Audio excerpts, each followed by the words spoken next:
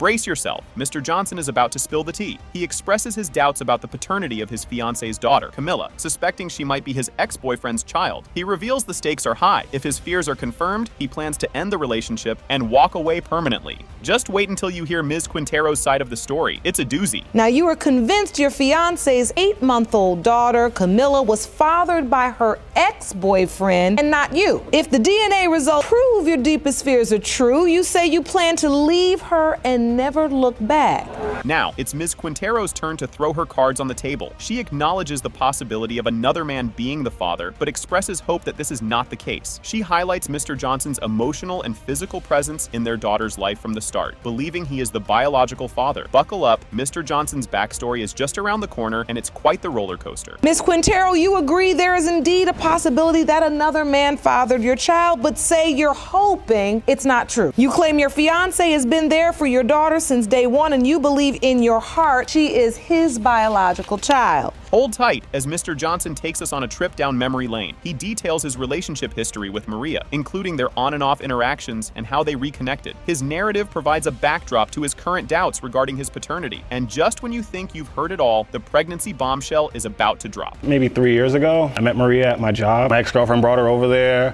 First time I seen her, I fell in love, I'm not gonna lie. She had a boyfriend at the time, and I had a girlfriend at the time, so I never really talked to her. A few months went by, and me and my girlfriend broke up. So happened her and her boyfriend both broke up. Get ready for a twist in the tale as Mr. Johnson recalls a pivotal evening. A crucial moment occurs when Mr. Johnson describes receiving the unexpected news of the pregnancy during a casual gathering, which he found shocking and disorienting, further complicating his feelings and relationship with Ms. Quintero. Up next, Ms. Quintero weighs in, and her version is sure to turn heads. We were having a little get-together, we're drinking, just having fun. I tell her right away, hey, I gotta call you. I can't talk like this right now, I'm a little drunk. They just caught me so off guard. It was really So you say it caught you off guard when she said she was pregnant. Expect her to say it wasn't a possibility, or you didn't think you were the father? I wasn't expecting her to say it. We just started talking for 2 weeks, and just like that. Take a deep breath as Ms. Quintero sets the record straight on the timeline. She offers her perspective on their relationship's timeline, specifically addressing the day she found out about her pregnancy and the role her ex played during this period. This adds layers to the ongoing paternity and relationship doubts expressed by Mr. Johnson. The plot thickens with the conception timeline discussion coming right up. We had planned to go look for an apartment the day before. It was my first apartment. I was really excited about it. The next morning, he didn't answer. So I called him twice. He didn't answer. He didn't even hit me back up. Go look for apartments. He was more than happy to go look for apartments. And then that's when we started talking again. It's not that I was just like, oh, he can't come with me. Let me go try him. No. Fasten your seatbelts for the calendar evidence showdown. The discussion shifts to the timing of their daughter Camilla's birth and the periods of intimacy with both Mr. Johnson and her ex, which is crucial for understanding the paternity context. The calendar evidence is introduced, marking significant dates that could influence the paternity outcome. Just ahead, Mr. Johnson opens up about his feelings and doubts. My daughter was born November 6, 2013. What are you holding? I just had the calendar, and February was the month when she was with her ex. Your daughter, Camilla, was born on the 6th of November. Yeah. Outlined in green is the time Ms. Quintero was intimate with her ex. Yes. Prepare for an emotional roller coaster as Mr. Johnson reflects on his challenging journey. In a reflective moment, Mr. Johnson discusses his emotional turmoil and the reasons behind his decision to stay involved during the pregnancy and birth, despite his uncertainties and the relationship's volatility. The emotional stakes are high, and soon we'll dive into the deep end of their relationship issues. I told him since day one, you can take a DNA test. Since day one, I've told him. Since I got pregnant, I was like, you want to take one? Go ahead. You wait till now? I don't know. I feel like it's because he just wants to know if it's his or hers so he can just start going doing his own thing. Oh, you feel like he's trying to use it to get off the hook from the whole relationship? Pretty much. Things are heating up as Mr. Johnson discusses how paternity doubts creep into their arguments. As the relationship's dynamics are further explored, Mr. Johnson admits that his doubts about Camilla's paternity sometimes emerge during arguments, especially when accusations about infidelity are involved. The courtroom is about to be rocked by the DNA results reveal. Get ready for it. He denies her. It's just like, you did wrong. Are you trying to just push it on me like, she might not be mine because you just got caught talking to another girl? When you have relationship issues and he gets caught talking to girls or anything like that, he'll throw this up in your face. Yeah. I brought it up plenty of times. There'll just be times I'm like holding her and I'm just like, man, you just don't look like me. Everyone lean in. The DNA results are about to make their grand entrance. 8-month-old Camilla Johnson. Mr. Johnson, you are her father.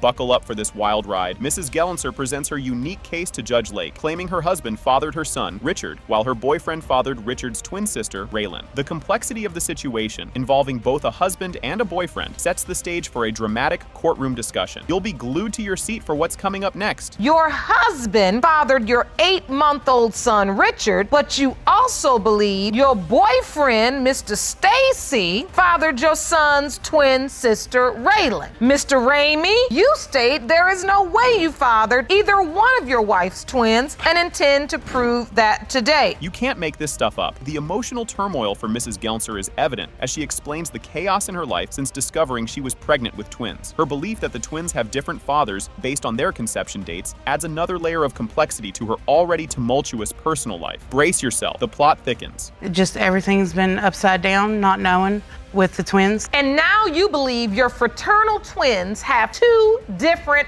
fathers. They possibly could have 2 different fathers. Wow.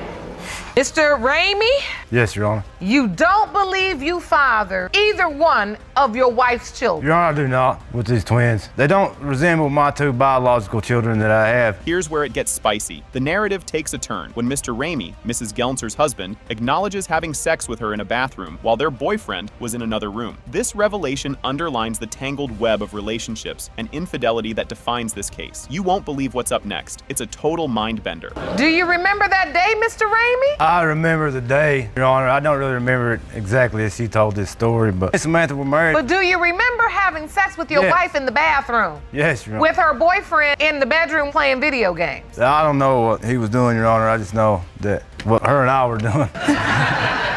The stakes are high in this chapter. A dramatic moment occurs when Mr. Stacy, the boyfriend, discovers Mrs. Gellenser and Mr. Ramey together and decides to leave the scene, highlighting the emotional and interpersonal conflicts among the parties involved. Hang on, because there's more drama just around the corner. And he said, I can't do this, and he walked out. And when he walked out, we got finished. He left with Keisha. You got finished. You finished the act? Yes, Your Honor. I was addicted to John. Mr. Stacy. So you knock on the door, you there laying floor, and Mr. Ramey laying something else. You knock on the door, what happens? Tell me what you remember. Knocked on the door, I heard them, I said I was done, and I walked out. Get ready for a roller coaster of emotions. Mrs. Gellenser's candid admission that she had sexual relations with both her husband and boyfriend within the same day further complicates the paternity question, underscoring the moral and ethical dilemmas presented in the case. The aftermath of this revelation is absolutely riveting. Oh, right after you have sex with your husband, you have sex with your boyfriend? Not right after. I mean, it was that evening that it happened. Scotty had left the next day, said he was going to his mom's. He thought about it, he couldn't do it, and then I went and picked John up and brought him back to the house. And have sex with him? Yes, Your Honor. So within the span of 24 hours, you've had sex with your husband twice and your boyfriend once? Yes. Did that really just happen? In a shocking twist, Mrs. Gellenser admits to having a threesome with both her husband and boyfriend. This admission throws the courtroom into disarray and brings the issues of loyalty, betrayal, and the complexity of human relationships into sharp focus. Fasten your seatbelts, because the revelations keep getting wilder. Did you state that you had a threesome with your husband and your boyfriend? Yes, I did. And Scotty did it because he loved me, and I did it because I loved John. What in God's name? Now you could have twins with 2 different fathers. How does that feel? It's heartbreaking that my children are going to have to pay for my mistake. It's not fair to him, and it's not fair to Scotty, and it's definitely not fair to the twins because they didn't ask for their mother to lay on her back. This is the moment we've been waiting for. The climactic revelation of the paternity test results declares. It has been determined by this court. The biological father is Mr. Stacy. Buckle up, because the courtroom drama is just starting to heat up. Judge Lake sets the stage by introducing the pivotal question of the case: whether Mr. Otis, who tragically died in a fire, is indeed Autumn Chinglong's biological father. This kicks off the emotional roller coaster and sets up a myriad of complex familial issues waiting to be untangled. Get ready, because the emotional twists are just getting started. Chinglong, you claim you've never had a chance to know the man you believe is your father because he was tragically killed in a fire. You claim you've struggled for many years because because your mother, Ms. Barabee, never established paternity for you as a child. You are here today asking for the results of a paternity test to determine if the alleged dad, Mr. Audis, is your biological father. Things really take a turn as Autumn unleashes a torrent of emotions. She passionately accuses her mother, Ms. Barub, of creating an unstable childhood due to unresolved paternity issues, which paints a vivid picture of her emotional turmoil and the social impacts she's faced. This point brings the personal stakes into sharp relief, highlighting the deep emotional burden Autumn carries. And just when you think you've caught your breath, the next moment ramps things up even further. Is your mother really to blame for all of this? My mother is absolutely to blame. I was born to the most irresponsible, selfish, immature person in the world. She already had a 3-year-old when I was born in the same situation, not knowing who all there was as well. So my mother should have known better, not to be sleeping with multiple people at the same time. Just when you think it couldn't get more intense, the plot thickens around the paternity mystery. During a pivotal exchange, Autumn and her mother Valerie grapple with the significant implications of Mr. Audis not being on the birth certificate. This highlights the tangled web of legal and emotional issues surrounding posthumous paternity establishment. Brace yourself, because the courtroom is about to be rocked by even more revelations. We had moved back to Sacramento, California, which is where I was born and where we're from. She had told me, hey, you're finally gonna get to meet your dad. I was 10 years old. Whenever we would try to contact him, turns out he had passed away 2 years earlier. And my mom, she was devastated. She was crying and she was uncontrollably this and that, but I felt nothing. I didn't know this person, and how can I be sad for somebody that I don't know and that I don't know for sure if it's my father? As the narrative unfolds, another emotional bombshell drops, revealing missed life-changing encounters. As the case progresses, the intensity of the emotions crescendos with Autumn, revealing she never got the chance to meet her father due to his untimely death, shedding light on the profound pain and missed opportunities that haunt her. The story deepens, so hang tight as more emotional layers are peeled back in the following scenes. It was such a big blow that whenever I was finally going to get the chance to really meet him, know that he had died already. Ladies, we have some other witnesses that I would like to hear from. Here in the witness stand, right there, please. And Jerome, I need you to please go get Ms. Myers with her son, Mr. Audis. Go up here to the left. Go in first. Goes in second. Now, this is your potential grandmother and your potential uncle. Just when you think you've seen it all, Autumn recounts a fleeting yet poignant family reunion that happened years after her father's death. She shares her brief but heartfelt interactions with her potential family members, expressing deep regret over lost time and missed familial connections, which stirs the pot on the themes of identity and belonging. As the family dynamics continue to unfold, get ready for the emotional punches to keep rolling. I did get to meet them when I was 10 years old after James had passed away. We got in contact with them, came to pick me up. He drove me and James's son. We all went up to Kathy's house for Thanksgiving, and I had a wonderful 2-3 days with them. These people should have been in my life. It's not my fault. We always try to call family. Our lawyer contacted them in 2006. Kathy's never changed. I don't know if it's because she got sick in the same house. The only reason she's ever wanted a test after Social Security reason. As we edge closer to the crux of the matter, the tension in the courtroom is electric. The session approaches its climax as Judge Lake prepares to reveal the results of the DNA test. Mrs. Ching Long, James Audis was your father.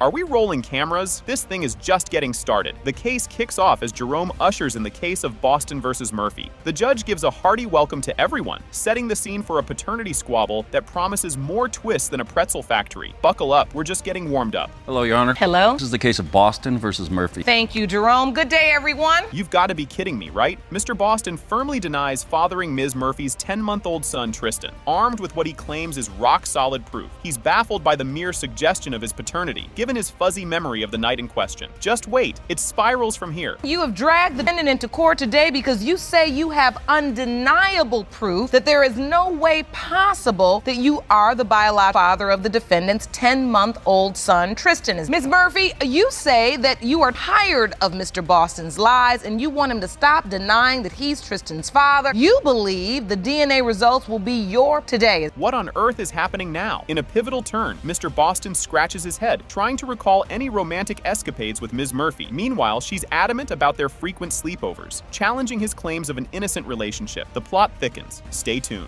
I don't remember even doing that well. Lie. You don't remember having sex with Ms. Murphy? He's lying. He was at my house all the time, every day, every night in my bed. It is your assertion to this court that you've never been in a sexual relationship with Ms. Murphy? I'm not denying it like that, but I'm just saying. Okay, so what are you saying? Lying. He's lying, Your Honor. See? Seriously, what's up with with this guy? Judge puts Mr. Boston's truthfulness under the microscope after he flips his story from denial to protected encounters. The inconsistencies are as clear as day. Trust me, you'll want to see what's up next. You said you gotta have sex to have a baby. Exactly. You're saying you didn't have sex, but you did. Right. Now you're saying you used protection. Yes. The credibility is shot. You all were not boyfriend and girlfriend. No. Yes, we were. No, Oh, we was my not. God. We were. No, we So was wait, not. now Yes, you we were. Mr. Boston, you say you weren't in a committed Yes, we were. relationship. No. Yes, we were. She done turned the friendship into a whole marriage. OMG, like for real, really? No. Can this get any more tangled? Ms. Murphy accuses Mr. Boston of being a regular in her home, hinting at a less than platonic relationship, while he downplays the whole thing as casual hangouts. The accusations fly faster than a speeding bullet. You ain't seen nothing yet. He's She lying, would Your call me Honor. and He's beg me lying. over there He's every lying. other night.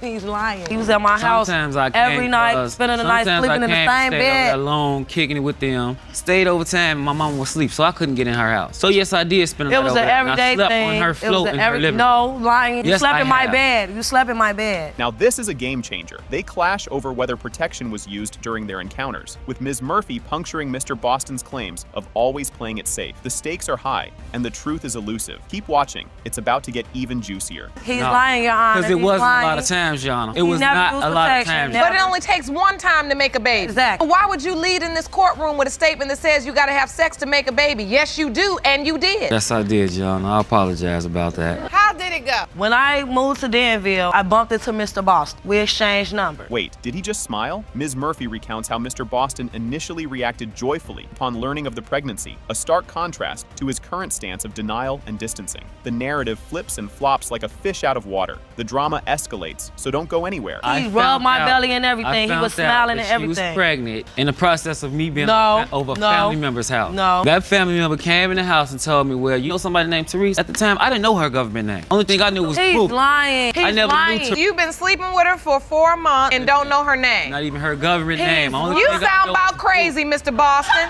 Bookie.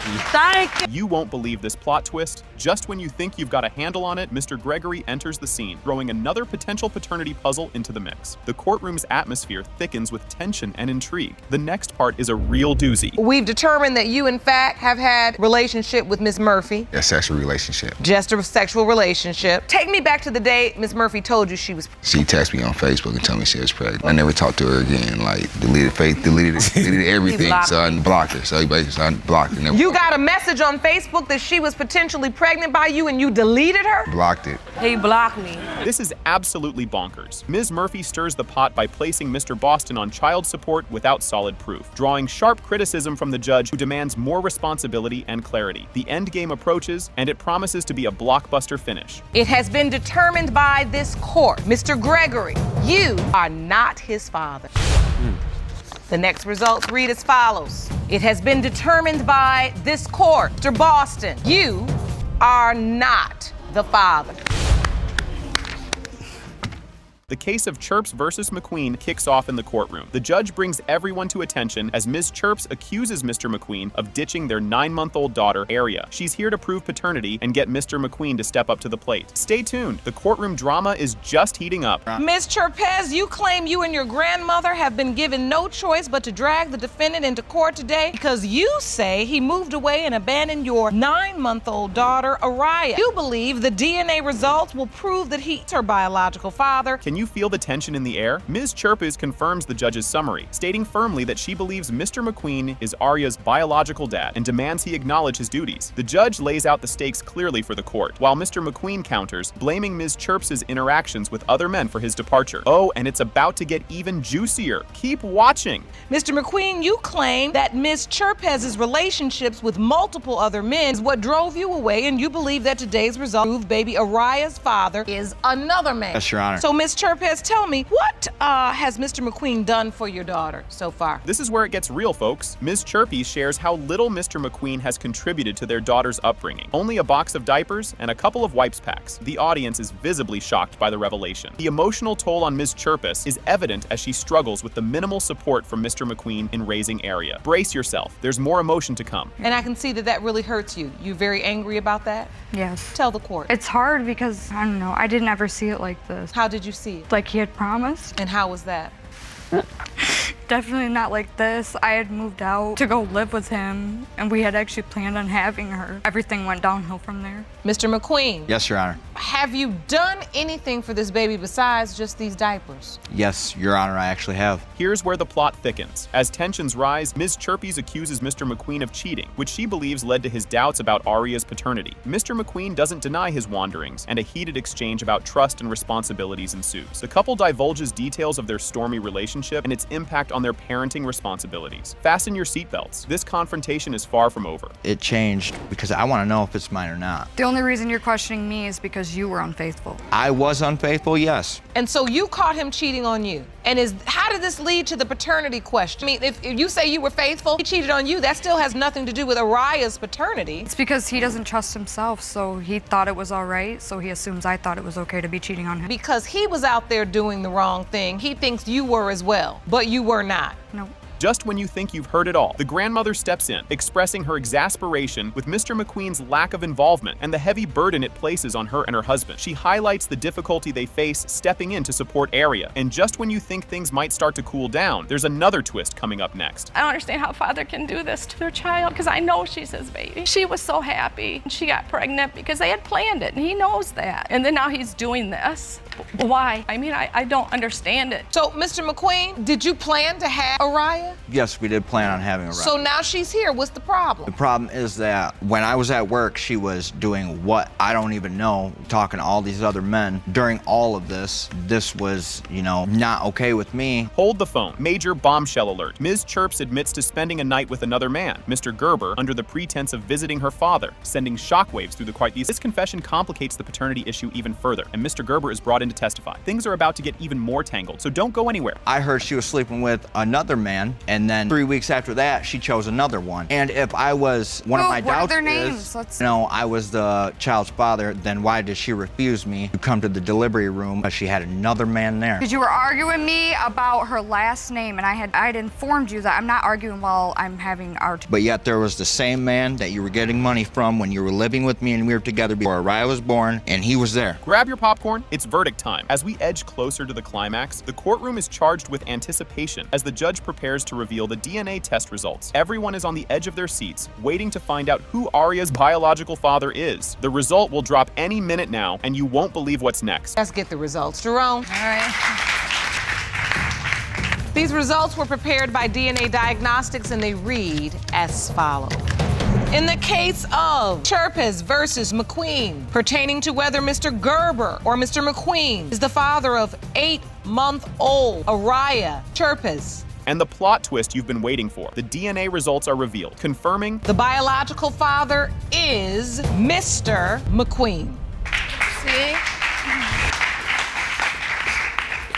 The courtroom is abuzz as the judge takes the seat, ready to dive into the drama. The court session begins with all parties being greeted and seated, including the judge and the participants, Jerome, Ms. Kingsbury, and Mr. James. The case is formally introduced as Kingsbury versus James. All participants exchange greetings, setting a formal yet tense atmosphere. You won't believe how quickly things heat up from here. Please be seated. Hello, Your Honor. Hello, Jerome. This is the case of Kingsbury versus James. Thank you. Good day, everyone. Miss Kingsbury, you say you were in a romantic relationship with the defendant, Mr. James, planned to have a child together, but when your 11-month-old son, Chance, was born, Mr. James turned on you and began to deny paternity. The plot thickens as Mr. James throws a curveball. He counters Ms. Kingsbury's tear-jerking tale by claiming they had stopped being intimate during the key period when Chance could have been conceived. He's all in to prove with medical evidence that he's not the dad, setting the stage for a showdown. Watch as the judge navigates these choppy waters in the next clip. You are here to prove Mr. James the biological father, is that correct? Yes, Your Honor. Mr. James, you say you had stopped all intimate relations with Miss Kingsbury during the window of conception. You say you can prove this is not your child, undeniable medical evidence. The emotional roller coaster takes another dip. Judge Lake delves into the heartache, probing Ms. Kingsbury about what hurts the most. She spills that planning to have their son, then being left in the lurch, cuts deep. Mr. James chimes in, admitting they initially had baby plans, but his feelings have chilled since then. This revelation stirs the pot even more, and you won't want to miss how this emotional tug of war unfolds. What is the most hurtful part of this situation for you? Well, me and Mr. James, we plan to have our son, plan to have a child together. So that's what hurts me the most. And so, did you plan this baby, Mr. James? Yes, I did plan it at first. We did plan it at first, Your Honor. You did. You'll chuckle at this next twist. In a moment of courtroom drama, Mr. James exposes a white lie about how Ms. Kingsbury got to work, shaking the foundations of their trust. This minor fib about a ride escalates into major doubts about her honesty overall, turning the case into a veritable telenovela. The judge's reaction to this bombshell will have you on the edge of your seat. I guess wanting to be serious with me. All right, so tell the truth now. Well, that's why we're here. Tell the truth. So what happened? Oh, I lied about a way that I got to work. I didn't tell him who took me. I told him that it was my sister who took me, but it was a customer of mine. I asked him if he can give me a ride to work. I did what I had to do to get to work. I didn't have a way. I had to take my daughter all the way to the other side of town to her godmother, and I had to get to work. Things get even more tangled as secrets come to light. Ms. Kingsbury drops the bomb that she was pregnant while at work, but Mr. James was too sleepy to care, or so he says. Then, in a twist worthy of reality TV, he reveals he was playing house with another woman at the same time. The layers of drama pile up, leading to a revelation that shakes everyone up. Stay tuned to see how the judge deals with this soap opera scenario. I took the pregnancy test about 7:30 that evening. It was positive, and I called him and let him know. And what did he say? He didn't say too much. I'm asleep. I'll call you back. I'm asleep. I'll call you back. That's what he said to me. At the time she said she conceived with a baby, she was walking with her coworkers then. Like she was walking home with him. I don't know if they had sex or not. Excuse me, Your Honor. So she's walking home now with somebody. Let me explain something to you. About that time, me she and told my me she was co-worker live in the same neighborhood. A genetic puzzle adds intrigue to the mix. The topic turns scientific when it's disclosed that little Chance has the sickle cell trait, which Mr. James uses as his ace to claim he's not the father, since no one in his family has the trait. This new angle adds a layer of complexity to the case, mixing medicine with melodrama. The expert testimony up next will make your jaw drop. I see him pee-pee. He signed the birth certificate. He signed the birth certificate and everything. He did. Because I thought that's the right thing to do. Even though I had my doubt, as a person, I believe in God, whatever like that. I believe as a man, the doubt is responsibility. At what point do you really have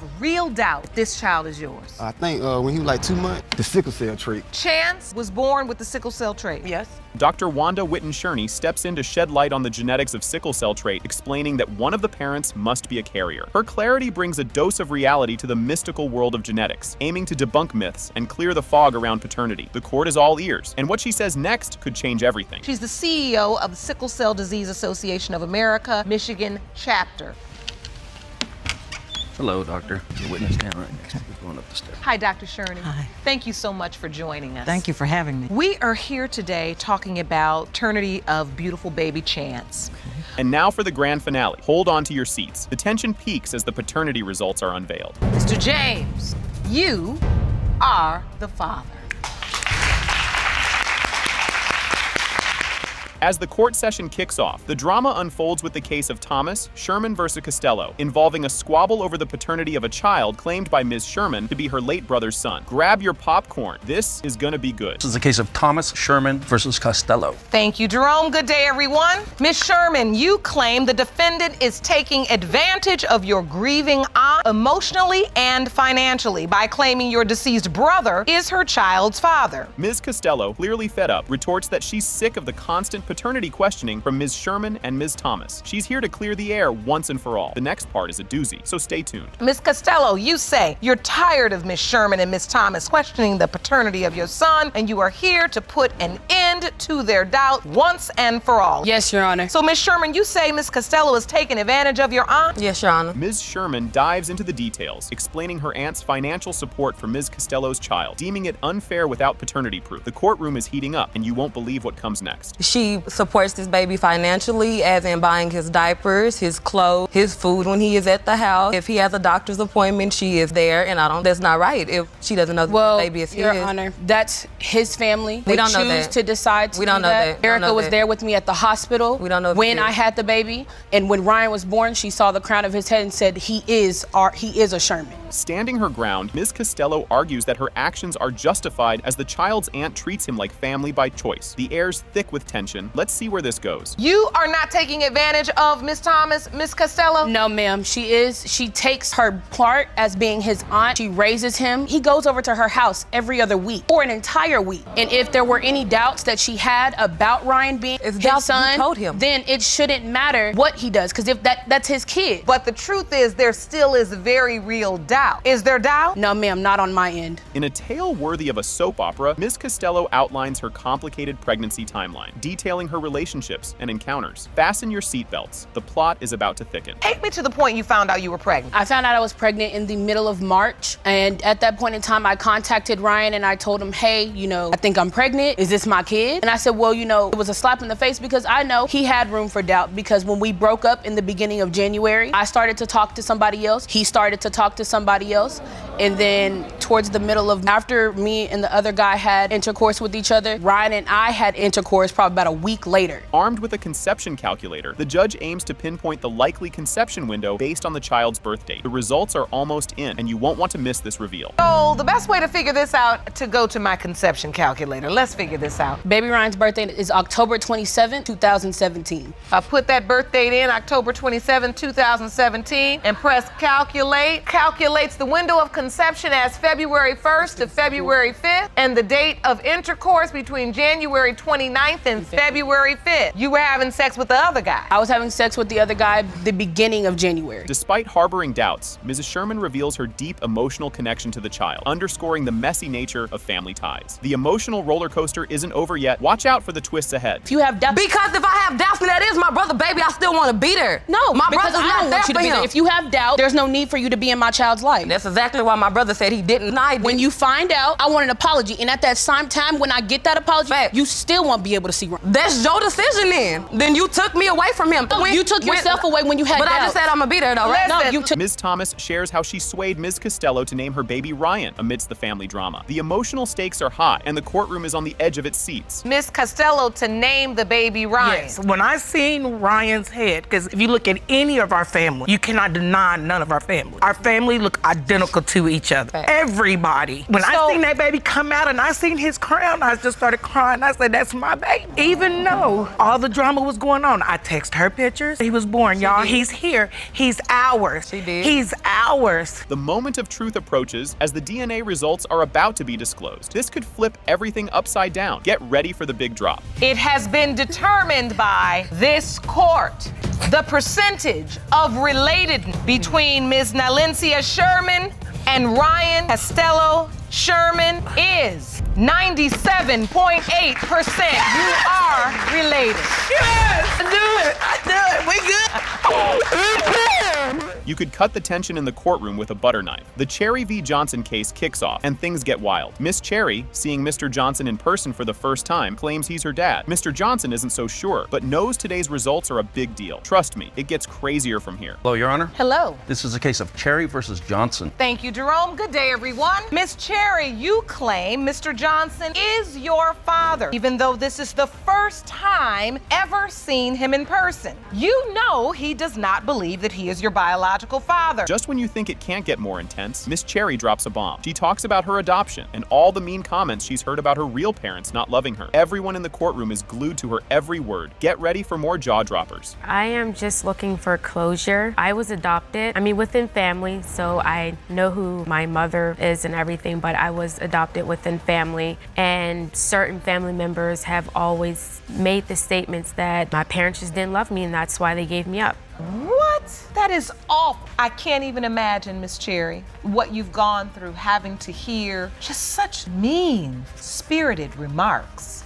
Hold on to your hats because Mr. Johnson's story is a doozy. He talks about a fling with Miss Cherry's mom in 1985, leading to a short relationship. He admits to the one-night stand, but questions the pregnancy timeline and her claim of being a virgin. The drama keeps coming. At the time, in 1985, my girlfriend was also pregnant and she had left to go to Ohio. Well, Jennifer's mother sent someone from the neighborhood with a note saying that she wanted to sleep with me and she was in love with me. At this time, I had a few beers. Can't blame that on the alcohol. Needless to say, we ended up having that one encounter that one night. Did did have sex with her mother. Yes. One night. One night. Just when you thought it couldn't get any crazier, Mr. Johnson drops another bomb. He says a family member once told him he was the dad, only to apologize later for being wrong. This confession sends the room into a frenzy. Buckle up, it's about to get wilder. At this time, I had already been told that I was not the father, but now again, Who told you you weren't the father at that time? someone in Jennifer's family that was threatening me to step up as her father for months. And all of a sudden, he came back to me. We found out who the real father is. You are not the father, and I apologize to you.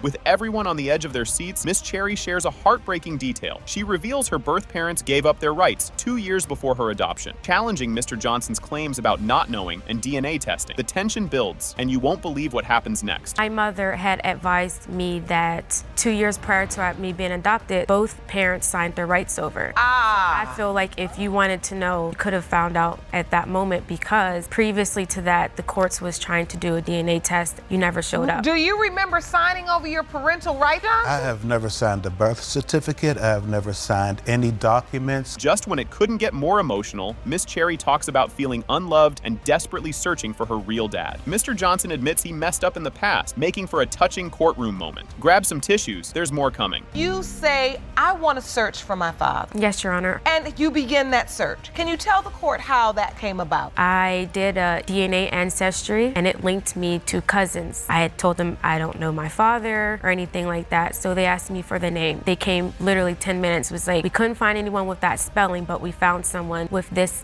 spelling.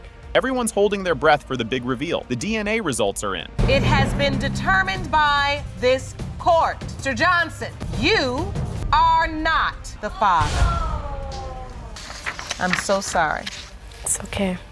Mr. Williams steps up to the plate in court, swinging for the fences with a petition for a DNA test to prove he's the dad of twin toddlers. He's all in, risking his current parental rights to confirm his biological status. Buckle up, because the courtroom drama is just getting started. Mr. Williams, you've petitioned this court for a DNA test to prove to your ex-girlfriend that you are the biological father of her 2-year-old twin daughter. Now, you're willing to risk your current parental rights to prove that you are without a doubt their biological father. Next up, a curveball. Miss Coleman firmly throws down the gauntlet, asserting Mr. Williams isn't the father of her daughters because of her infidelity during the conception window. She's adamant he takes a permanent hike away from her and the twins. Watch out for the next pitch. It's a doozy. You are positive that Mr. Williams is not your daughter's father because you cheated on him during the exact time of conception. Yes. You say when today's results are revealed, you want Mr. Williams to leave you and your daughters alone for good. That's correct? Your Honor. And it thickens. Mr. Williams doesn't come empty-handed. He's got the twins' birth certificates in tow, showing he signed on the dotted line at their birth, claiming his spot as their legal father. Keep your eyes peeled. The next part is a real jaw-dropper. This time, though, sign my birth certificates, if you don't mind. Let me see those. These are the birth certificates for the twins? Yes, Your Honor. And you are presenting these to the court because you say when they were born, you signed them? I signed the birth certificate. You are the legal father? Yes, ma'am. I named them and everything. Today, I got to prove that I am the father because I told the courts that I'm not the father. They get back to Detroit, I'm not the father, then she's taking my kids away from me. I'm never gonna see So the bottom line is you are the legal father of record. You have signed the birth certificate. Yes, right now I got joint custody. Just when you thought it couldn't get any spicier, Miss Coleman drops a bombshell, admitting to cheating on Mr. Williams without protection right around when the stars aligned for the twins' conception. She let him sign the birth certificate, knowing he'd be a stand-up dad. The plot thickens in the next segment. Don't touch that dial. It's because I did cheat on him around the time of conception, and we did not use protection. So why do you allow him to go through this whole process and go in there and sign the birth certificate? Because I know he's a good dad. He's not a good boyfriend, but he's a good dad. If you know that, he's on the birth certificate, he's responsible for them under the law, and he wants the children to be his, why say he's not the biological father? Because he's not. At the time that I allowed him to sign the birth certificate, I just knew that my children would be taken care of. You're not ready for this twist. Armed with a calendar as her exhibit, Miss Coleman highlights her liaison with another man on December 24th, hinting at him being the real father. Brace yourself for Mr. Williams' comeback. It's a heart-tugger. Make sure I'm right on the right track from what I see from this exhibit. In red, you claim you were intimate with the other guy. Yes. The other guy. On this date. On December 24th. Yes. Tell me what happened on the 24th of December. He left me for Christmas. This would have been our first Christmas together. And with me, when I get emotional and when I get stressed out, I use sex as a coping mechanism. Here's where it gets even stickier. Mr. Williams is baffled and ticked off about Miss Coleman's sudden denial of his paternity, especially since he was all in from the get-go, signing the birth certificate and gunning for joint custody. The tension's about to skyrocket, so stay tuned. Mr. Williams, why do you think she's denying this now? Because you seem like you were present and, like I said, more than willing to sign the birth certificate and even lobbied for joint custody, which is, wonderful. Why is she doing this now? Just recently, like 2 months ago, I was coming over and I noticed all the lights off. So I'm like, dang, why is the lights off? She must be gone. It's about 10 o'clock anyway. So let me walk upstairs. So I walk upstairs, get to the door. I hear the kid screaming. So I'm like, dang, is her door unlocked? Her door's unlocked. Hold on to your popcorn, folks. Chaos ensues when Mr. Williams finds the twins and some random kids left alone at home, sparking a heated custody debate and a whole lot of finger pointing. The courtroom's about to turn up the heat. Don't miss it. I ain't leaving by themselves. Somebody else was supposed to be watching them, but she left them upstairs by themselves to go cook her something to eat. I'm like, what? Well, this is the story. I left to go out and go get something to eat. I asked my neighbor to watch my children. She said, okay, I'm going to watch them. When I left out, my children were asleep. Their diapers were clean. Everything was taken care of. And the other kids were? My friend's children were, it was in my room watching TV. I was only gone for about 10 or 15 minutes and I get a call from my friend's mother saying, oh, he ran out the house with the kids, blah, blah, blah. Can this get any more dramatic? Miss Coleman pulls no punches, stating the twins aren't Mr. Williams' kids. As part of her strategy to kick him to the curb for good, the emotional stakes are sky high, and she's playing for keeps. The DNA results are up next. Get ready for the reveal. I'm trying to fight for my kid. That's what the whole situation You is have about. 13 children. Go fight for those and leave mine alone. Okay. You say he's their father? Yes. Have you told him that? It was a one-night stand, and I would care not to have nobody in my life. Was there to be honest any with other man you were intimate with during that window of time when you say What about the 3 guys that came over to my house? I'm going to walk out now, okay? I want to hit him, be honest with you. I'm sorry. Okay. I'm sorry, because this man is trying to kill this stupid man. Calm down. How dare you? And now, the moment of truth. The judge unveils the DNA test results, and boom. It has been determined by this court. Mr. William, you are the father of both twins. The plaintiff, Mr. McGreer, claims that a summer fling he had 20 years ago turned out to be more than just a few months of fun. It resulted in the birth of the defendant, Amia Wade. He asserts that although he wasn't exactly Father of the Year, he is confident he's her biological father, and he's here to prove it today. He steps up, ready to drop all the paternal facts. Just when you think you've heard it all, get ready for a curveball. You say that a summer affair you had 20 years ago resulted in the birth of the defendant, Amia Wade. You say that while you weren't always the best dad, you most certainly are her biological father, and you intend to prove that today. Talk about a plot twist. Ms. Wade, the defendant, shocks the room by revealing that although she grew up thinking Mr. McGreer was her dad, she stumbled upon clues as a kid that led her to believe another man might actually be her father. She's determined to unravel this mystery right here in the courtroom. This bombshell sets the stage for a paternity puzzle that's just begging to be solved. Buckle up, because this emotional roller coaster is about to get bumpy. You were always told by your mother that Mr. McGreer is your dad, but claim that as a child you discovered information which leads you to believe another man your father. So, Mr. McGreer, why is it so important now prove to Ms. Wade that you are her biological father? This part is a real tearjerker. Ms. Wade lays bare the emotional toll of Mr. McGreer's sporadic presence in her life, detailing how his absences during key moments like father-daughter dances left her feeling abandoned. Her heart-wrenching testimony paints a vivid picture of the deep scars left by his inconsistency, and just when you think you've grasped the depth of her pain, there's more to come. I don't want you to be my father.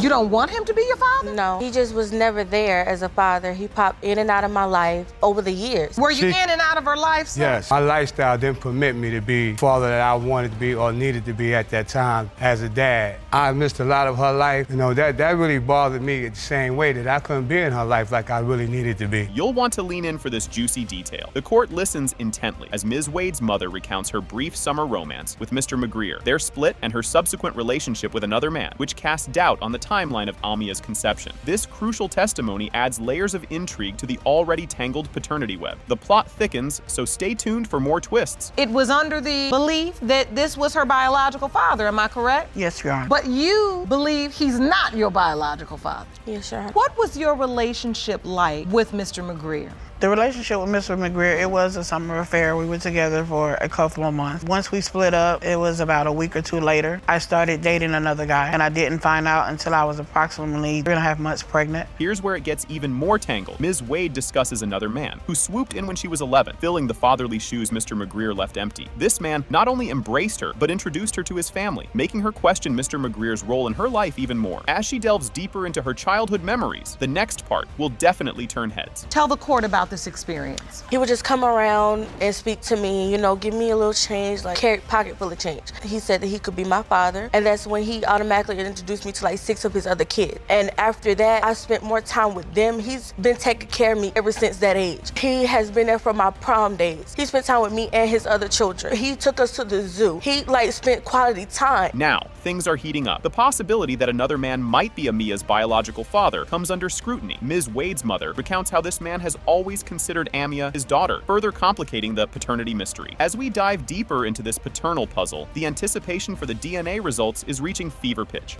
It has been determined by this court. Mr. McGreer, you are not the father. I'm so sorry. Like I said, the broken promises won't be broken. Miss Bruegger steps up to bat, claiming her son, Parrish Brooks Jr., is the progeny of the defendant, Miss Warner's late grandson. Her goal? To link her son to the defendant's wealthy family, owners of lucrative land and an oil trust. This claim is staunchly opposed by Miss Warner and her kin. Let's see how the defendant counters this pitch. Ms. Bruegger, you are here to prove to the defendant that your son, Parrish Brooks Jr., was fathered by the defendant's grandson, who was tragically killed 2 months ago in an auto accident. Now, Ms. Warner, you are here with your granddaughter, and you don't believe Parrish Jr. is your great-grandson. Here we go, folks. Miss Warner, the defendant, flanked by her granddaughter, refutes the claim, insisting Parrish Brooks Jr. can't possibly be her great-grandson because her grandson was allegedly sterile. The courtroom bubbles with tension as allegations fly about Miss Bruegger eyeing the family fortune. Keep your eyes peeled for what's about to unfold next. Plaintiff has dragged you to court today because she wants in on your family's land and oil trust. Yes, Your Honor. All right, you claim your granddaughter knows for a fact your grandson was sterile. Yes, Your Honor.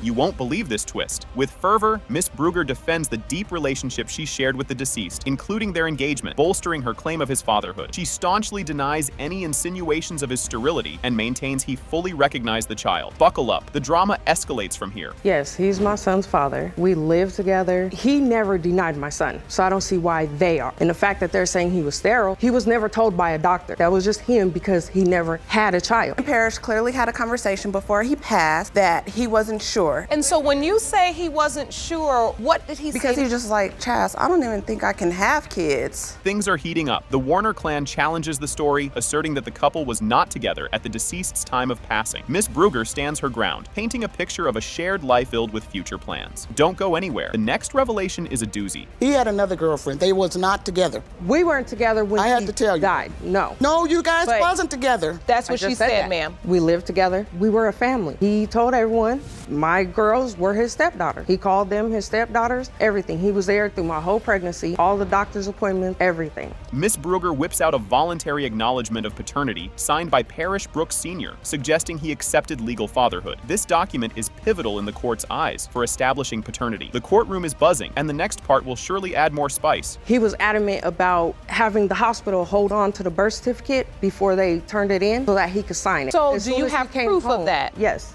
Explain to me, this is actually a voluntary acknowledgement of paternity that Parrish Sr. signed. Yes, Your Honor. He acknowledged paternity. I am the legal father. You have this in writing, this is his signature. Yes, Your Honor. Can it get any more intense? As accusations swirl about the nature of their relationship and parental responsibilities, the emotional stakes skyrocket. Testimonies reveal a tangled web of strained family ties, amplifying the dispute over the child's paternity. Just wait, it gets even juicier. Parrish wanted a baby so bad. They've never been around. So wait, what I'm trying to understand from the situation, Ms. Warner, is all this time, even when the baby was there, did you have doubt about the paternity? But I wasn't going to say anything. But I did not want to come between Parrish and that baby. But now Parrish is no longer. I can say my piece. The real truth is you were his grandmother, but you raised him. He was really like a son to you. Your Honor, his mother died in '85. I'm the only person was there for Parrish. Grab your tissues. The revelation that Miss Bruegger learned of Parrish Brooks Sr.'s death via Facebook ignites further outrage, highlighting severe communication breakdowns within the family. This disclosure underlines deep-seated tensions and estrangement. Brace yourselves. The courtroom is about to be rocked by what comes next. You say that his family didn't even tell you when he passed away. Is that true? I got a phone call from one of my friends that seen it on Facebook. They had just found out that morning too, but you would think me. What was I'm grieving? That was my son. I didn't have time to call nobody. Seen it on Rochelle, Facebook you have and to called me. understand They where didn't she's even call coming his from. father. They I'm the one found that it out. called him. Excuse me, Your Honor. They found it out on Facebook. Someone else called the coroner's office. They released all of his information. Oh, the drama unfolds. Discussions about the couple's relationship status at the time of death add layers to this complex case. Yet, Miss Bruegger persists in depicting Parrish as a devoted father. Fasten your seatbelts. The DNA results are about to make a grand entrance. It has been determined by this court, Mr. Harvey is related to Parrish Brooks Jr., is also related. Parrish Brooks Jr. Something we already knew. I owe you apology. Something we already knew. Mr. Washington throws a curveball by claiming the defendant, Miss Steinhardt, was just a fleeting two-night stand and vehemently denies fathering her 3-month-old daughter, Amaya. His fiancée, Miss Comer, chimes in, adding spice by emphasizing how their relationship has been turned upside down due to Miss Steinhardt's accusations. Stick around. The drama unfolds even more. Mr. Washington, you say the defendant, Miss Steinhardt, was a two-night stand that went too far. And as a result, she's claiming you fathered her 3-month-old daughter, Amaya. Your fiance, Miss Comer, says your relationship is in turmoil because of Miss Steinhardt, and you're both desperate to prove you are not the father. Plot twist alert. Miss Steinhardt stands her ground, insisting that she and Mr. Washington were not just a fling, but were in a full-blown serious relationship, planning to start a family. She's certain Mr. Washington is the father, completely contradicting his version of events. You'll want to see how this plays out. It's a doozy. It is your testimony that you and Mr. Washington were in a relationship, planned to have this child together. You say you have no doubt that Mr. Washington,